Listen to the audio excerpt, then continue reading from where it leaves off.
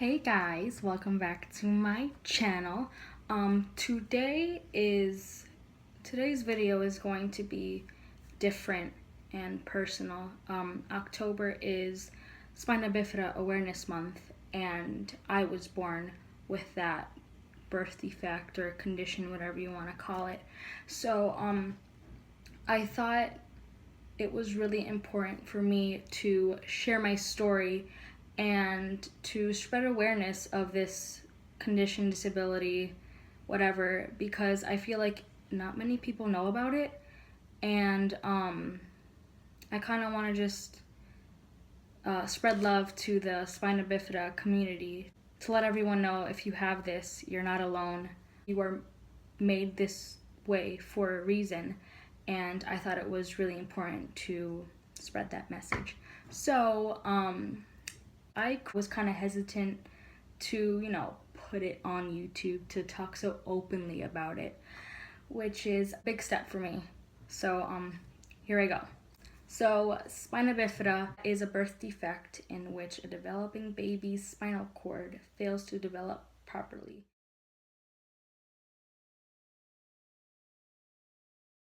It's a neural tube defect. It can happen anywhere along the spine if the neural tube does not close all the way. When it doesn't close all the way, the backbone that protects the spinal cord doesn't form and close as it should. So basically, me and others affected by this, we were basically born with a little bubble on our back, on our lower back right here. And that's where part of our spinal cord was, and we had to have surgery right after we came out. It often results to spinal cord and nerve damage. So I just want to make this very, one of the main points. Spina bifida, it's pretty uncommon. 6% of the world's population has this, if I'm not mistaken. 98% of that 6% are wheelchair bound. They're paralyzed from the waist down, no sensation, no mobility, no nothing.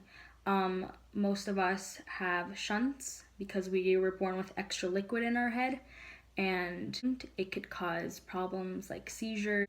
Fewer than 200,000 US cases per year. So that's not that many considering how many people are in the United States. So my personal story with spina bifida. Oh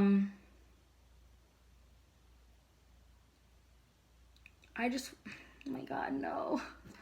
I just want to say that I am incredibly blessed. Like, my parents did not know I was going to be born with spina bifida. Like, I was just a surprise. All the ultrasounds that my mom took were negative, nothing. Like, I was supposed to be a normal child, no disability, anything. And I came out and I was like, surprise, here I am. And my parents were really, I don't want to say afraid, but they were, they were shook. And God bless my mom, because I'm pretty sure it's because of her prayers, the prayers of her friends, that I am as healthy as I am today. And of course my dad, my whole entire family. Doctors told my mom that I was going to be wheelchair bound, I was going to have learning disabilities, I was going to have a shunt, that I was just going to have a bunch of these medical problems. And God is so good, and prayers really are answered, and I am able to walk. I graduated high school with a normal student diploma, whatever you want to call it, the regular course diploma. Oh my God. Kids with spina bifida, the life expectancy isn't so high for some of us. I beat the odds. I'm able to walk, like I said. I took my first steps when I was 2. Before, I used to have a walker.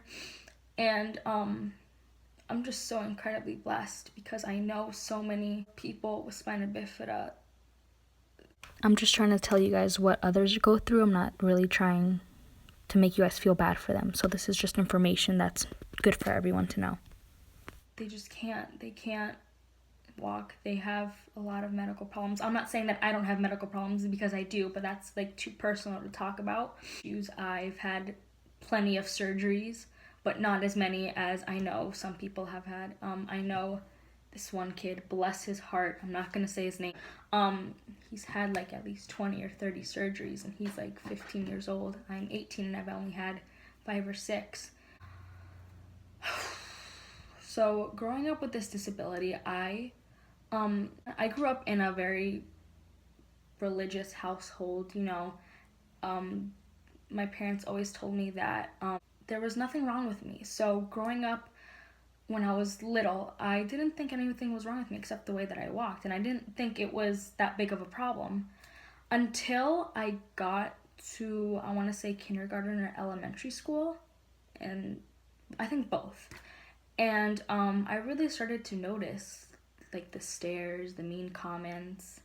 Everyone just always asked me, why do you walk like that? But since I'm not supposed to walk, back up. I have, like I said before, kids born with spina bifida have no mobility from the waist down, most of them. I don't have mobility from the ankles down, so I can't do this, I can't move it, I can't do anything. I don't even know how I'm walking, to be honest, because without that, no one should be walking. And that's why I say glory to God, because there's no other explanation other than God. Like, why am I walking if everyone else, or the majority of everyone else with this condition, is wheelchair bound?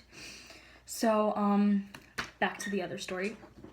I always got made fun of for the way that I walked, and it kind of affected me as a child because I just wanted to be like everyone else. I wanted to, walk the same. I wanted to do the same things. Everyone else was so involved with sports. The girls did gymnastics, they did soccer, softball, and I always told my mom, like, Mom, I want to do like basketball, I want to do soccer, I want to do gymnastics. And she was just always so, I don't want to say afraid, but she was very precautious with me. She was very protective of me.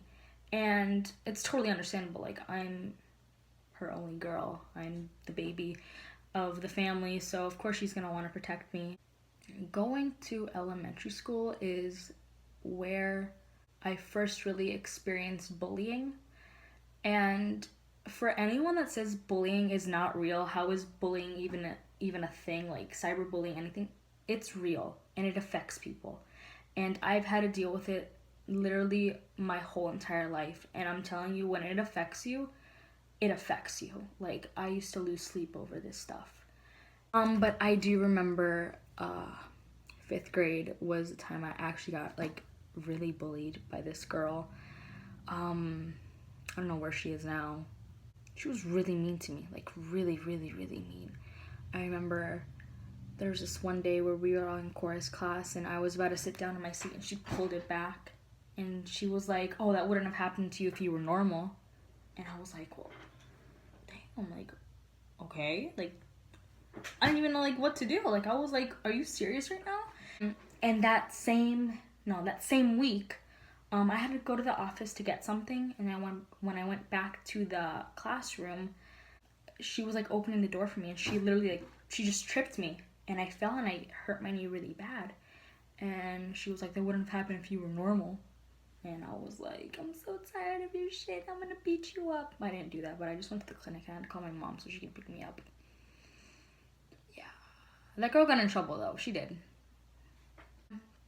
There was this one kid I had a crush on, and like a really big crush on. Like, I remember his name, everything.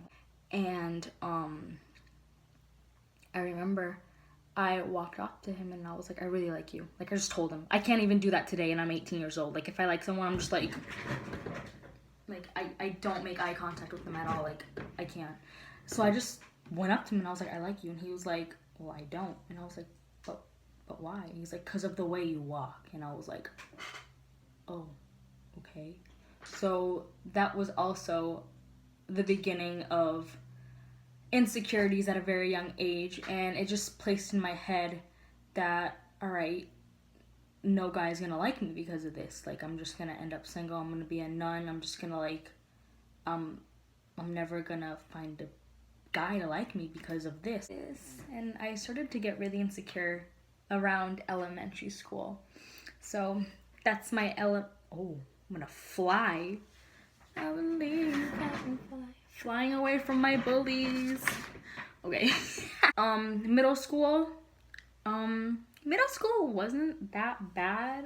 I don't think. I was really nervous because it was like a new school, new people. I'm gonna get made fun of. And no, like middle school was actually pretty normal. Of course, the stairs, that's inevitable. Like I'm gonna get that wherever I go. I kind of started to get comfortable with myself. I started to get really comfortable with myself. I started feeling myself a little. And I remember in the 6th grade dances, I went to a pretty like hood school, like ghetto. And anytime Stanky Leg would go on, everyone would be like, "Yo, Ariana, that's your song," and I just start walking like, "Dude, the Stanky Leg," like, oh my god, that was my song. Like that was anytime someone heard that song, they'd be like, "Yo, that's my girl Ariana," and I was like, that's what's up. And I just started at middle school. I just started to learn how to like make fun of myself, like not in a mean way, like. But, like, when people make comments, like, I'll make a little comment about myself, and then it's like, if you can't joke around about yourself, then who can? So, like, if you joke around about yourself, the other things that people say, it's not gonna hurt you, because you already know. So, and you already joke around about it, so why? So then, high school. Shout out to my Eagles, though, class of 2016. But, I hated high school so much. I hated it. It got better a little, but I just hated it overall.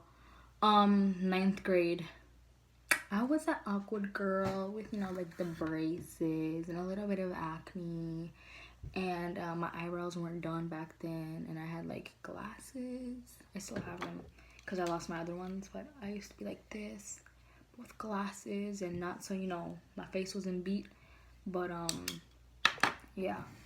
And I was like, wow, like, this is gonna be terrible. Like, I used to, 2 weeks before high school started, I was having anxiety attacks because I was so nervous. And when high school started, the first day, stares, can't help that. Everyone's gonna stare. You see something different, you're obviously gonna look. So I wasn't too, butthurt about that. But high school was the start of when I was introduced to social media.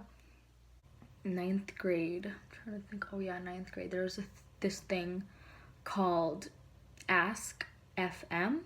It was like this website, this social media thing, and you could ask people questions anonymously. And everyone was doing it, and I was like, I want to see if anyone's gonna comment that on mine. So, I made one. And it didn't happen like that. I got a lot of hate, a lot of cyberbullying. Like I said, cyberbullying is real. Some people just say, why can't you just walk away from the screen? Well, I don't know how to put it, but if you can't walk away from bullying in real life, how do you expect to walk away from bullying on a computer screen? Like, okay, you can shut it down, you can log off, but right when you log back on, that same stuff is gonna be there, and you're gonna want to read it because that's just how our minds work, and you just can't run away from it as easy as everyone thinks it is. It's not easy. I used to be called a freak. My weight, everyone said, there was this one guy, I'm not gonna forget, he said, no guy is ever gonna want someone like you. You're literally trash. Just a bunch of hate. It hurt. It really hurt, and it affected the way that I viewed myself a lot. Not only did I get cyberbullied, I got bullied in school, and my self-esteem was from here, and it hit rock bottom. I started struggling with depression and anxiety, and I still do, but it's not as bad as it was before. And I was at my breaking point freshman year. I couldn't handle comments anymore. I remember, like, I would dread going to school because since the ask thing was anonymous, I would think everyone was just against me. Everyone was, like, commenting these things. And it was really hard for me. Obviously, it affected school. I could have done better freshman year, but this affected me so heavily, and I had so many other factors affecting my depression and anxiety. I'm that kind of person that if someone I love, someone I really care, why is my eye red? If someone I really care about is in need or is in trouble, like, that's going to affect me deeper than my own stuff is going to affect me. And I just remember thinking, God hates me. Like, there's no such thing as miracles. There's no such thing as God. If God is such a loving God, why would he do this to me? Why? Like, I do nothing wrong. Why would he be punishing me like this? And I couldn't handle it anymore. And because of that depression and because of that anxiety, I tried to find happiness in other things that were 100% wrong. And I'm not gonna go into detail, again, too personal. So after that, I went into therapy. I'm sorry, that was unexpected. I went into therapy, and I hated it at first. I didn't talk about anything that was really affecting me. I kind of just used it as my chill time. That my therapist was really cool. Like, I still talk to her to this day. But I never really talked about my problems with her. I just talked to her, school was good today. Nothing really happened. Family stuff is going well. I didn't talk to her anything that was, like, internal, like what was going inside of me, what was going on inside of me. And I held that in for so long that one time I just went into therapy and I exploded. Like, I let everything out.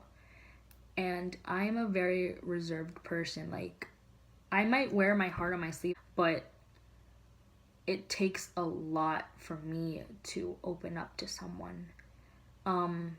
I hate talking about personal things just because I feel like no one's gonna understand me, or I feel like I'm bothering the other person.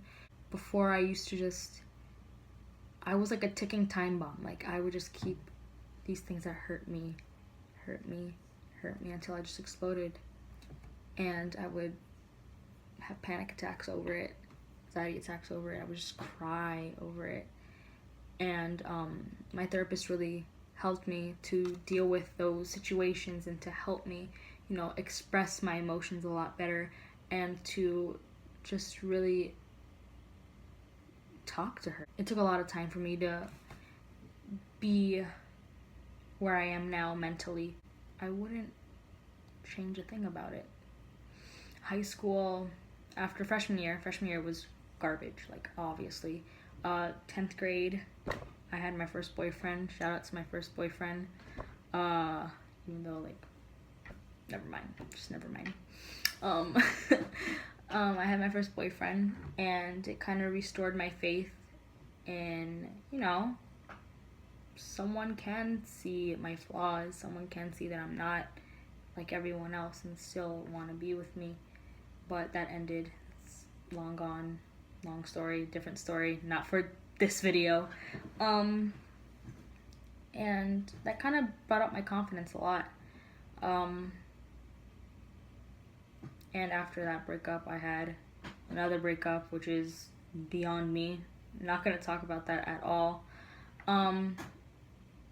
But after those relationships and the breakups and the whole experience through high school, it was kind of trial and error for me. Like, I don't love myself. I'll try again tomorrow. I don't love myself today. I'm going to try again. And trying to love yourself it's really hard when everyone else is just trying to put you down. But what really helped me was my therapist gave me this tip, and I would keep this journal and I would write everything that I felt throughout the day, and at the bottom she made me write something that I liked about myself. And I was like, I don't like myself. What am I gonna write? So I found a lot of things that I did like about myself. And I found a lot of things that I did like about myself, but you know, there's always that little small voice in the back of your head that, you know, is like, you're still imperfect, you're still weird, you still have a disability. And it still affects me to this day. Like, I can 100% tell you I'm in such a better place than I was back then, a couple, like 5 years ago, or not even like 2-3 years ago. And it's a work in progress, definitely. I've accepted the fact that, you know, there's no cure for this. I've accepted the fact that I'm going to be stuck in this body for as long as God wants me to be on this earth. I've accepted the fact that I am different. I've accepted the fact that I'm not like everyone else. And you know what? It took me a long time to be able to say this, but I'm okay with not being like everyone else. Because when you look at it, everyone is different. Everyone's got something. Everyone either got like big eyes, a big head, crooked hairline, like big nose, skinny lips. They're, you know what I mean? Like, everyone has insecurities about themselves. You know what I mean? So to beat myself up for something that I couldn't change was my mistake. Because I can't change my disability, but I can change the way I look at myself. I can change the way I look at life. And I did that. And I can't say I'm 100%. What the heck? Okay. I can't say I'm 100% comfortable with myself. Like, I still have those moments where I'm like, damn, like, why am I like this? Like, why can't I just be normal? But no one's normal. And no one's perfect. And that really brings me at ease. Like, I'm not alone. Everyone's got something to go through. And mine just happened to be Spina Bifida. And this video took a lot longer than I expected it, and I think it's gonna be longer. But I just want to say that I wouldn't be where I am today without my parents. God bless them, give them health. My brother, and my friends. I'd really like to thank them because they helped me. They brought me up when I was down. They'd encourage me to be better than I was before. And they still encourage me now when I have my moments. I just want to say, if you were born with a disability, there's nothing wrong with you at all. You might think that there is, but there isn't. God has a purpose for you, and if you're not at that state where you know who God is, or you know if he's real or not, I'm gonna say it anyways, because me personally, I'm at that place finally. God has a purpose for you, and he doesn't make mistakes. Even if you think like you are a mistake, you're not. If you think your disability is a mistake, it's not. I know this is gonna be so cliche, but God gives his hardest battles to his strongest soldiers, and it took me so long to realize that, because I've had so many points in my life where I've wanted to give up, and because of the people in my life and of God, I'm still here. Oh my God, my freaking mascara. Ugh. I don't even know what else to say. Like, I'm just like reevaluating my whole life. Like, wow, I made it really far. I did it. Never thought I could, but I did it. I really don't know what else to say, other than my makeup looks really good. Can't lie. Yeah. So, moral of the story. Whether you have spina bifida or not, whether you have a disability, a condition, a disease, or insecurities, don't let them consume you, because you are not defined by your disability. You are not defined by your imperfection. Your insecurities do not define you. You know what defines you? The good moments in life that you have.